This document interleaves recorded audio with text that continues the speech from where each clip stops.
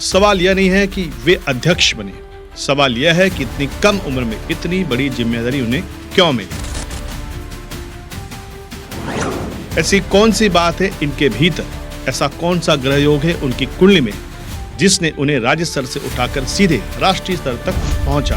राहु व्यक्ति को समझ से आगे सोचने वाला बनाता है, जो आज की नहीं आने वाले 10-20 सालों की राजनीति समझता है। नमस्कार दोस्तों, आज हम बात करने जा रहे हैं एक ऐसे व्यक्तित्व की जिनका नाम आज पूरे देश की राजनीति में चर्चा का विषय बन चुका है।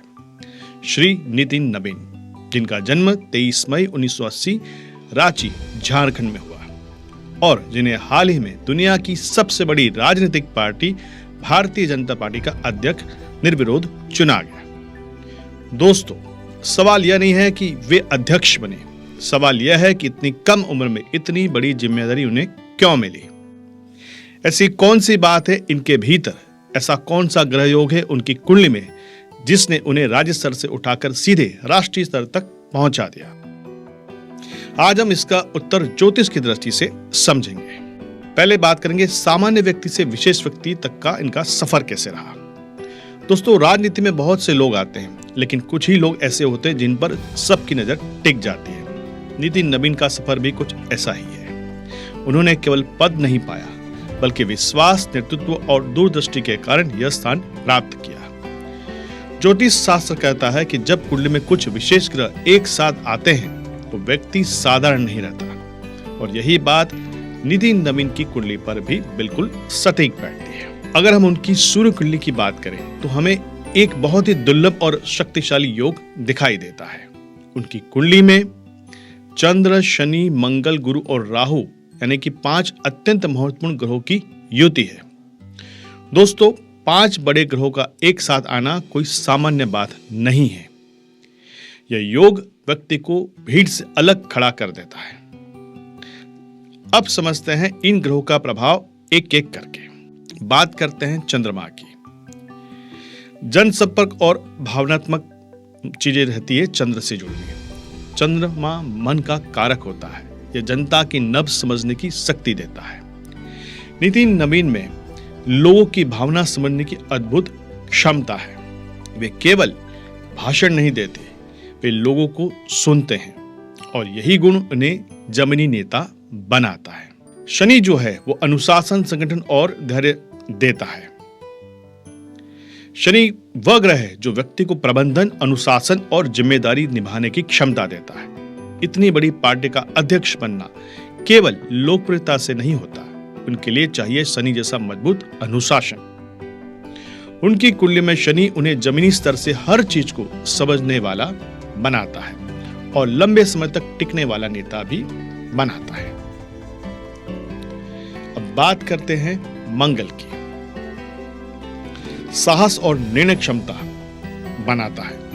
मंगल ऊर्जा और साहस का ग्रह है। यह व्यक्ति को कठोर फैसले लेने की शक्ति देता है। नितिन नवीन जी कठिन परिस्थितियों में भी पीछे हटने वाले में से नहीं है। उनका नेतृत्व सिर्फ शांत नहीं बल्कि साहसी और निर्णायक भी है। अब गुरु जो ग्रह होता है वो ज्ञान, नैतिकता और मार्गदर्शन का होता है। गुरु ग्रह व्यक्ति को सम्मान, ज्ञान और विश्वसनीयता देता है। यह ग्रह बताता है कि नितिन नवीन केवल पद के नेता नहीं बल्कि मार्गदर्शक नेता है। उनके निर्णयों में दूरगामी सोच और नैतिकता दिखाई देती है। राहु व्यक्ति को समझ से आगे सोचने वाला बनाता है, जो आज की नहीं आने वाले 10-20 सालों की राजनीति समझता है। यही कारण है कि नितिन नवीन की सोच परंपरागत होते हुए भी आधुनिक है। वे संगठन को भविष्य की जरूरतों के अनुसार ढालने की क्षमता रखते हैं।